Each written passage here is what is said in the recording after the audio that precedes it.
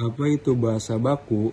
Bahasa baku adalah ragam bahasa yang sesuai dengan kaidah atau aturan yang telah ditetapkan, seperti ejaan, tata bahasa, dan pilihan kata yang sesuai dengan pedoman umum ejaan bahasa Indonesia atau PUEBI dan Kamus Besar Bahasa Indonesia KBBI.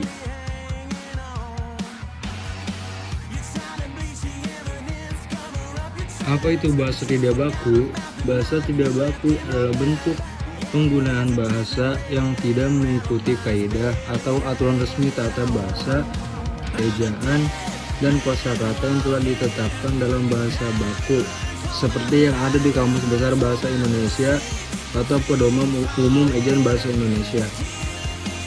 Biasanya, bahasa tidak baku digunakan dalam situasi santai atau informal, seperti percakapan sehari-hari, media sosial, atau teks singkat antar teman. Tujuan bahasa baku digunakan dalam situasi formal, bertujuan untuk komunikasi yang resmi dan standar.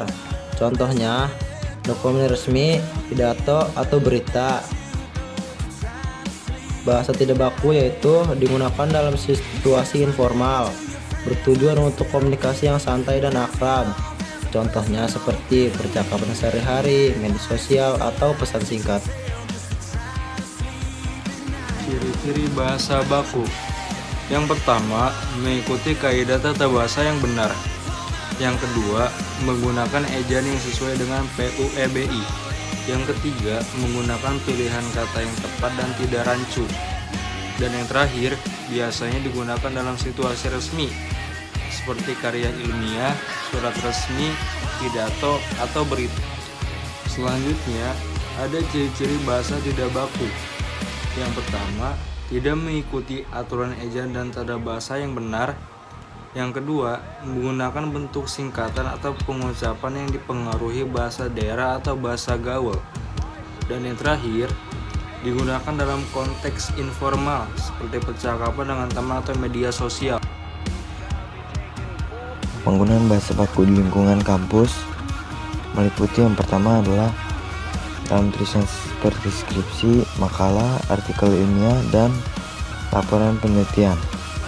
Yang kedua itu dalam pidato atau presentasi lisan di acara resmi kampus seperti seminar, kuliah umum, dan sidang.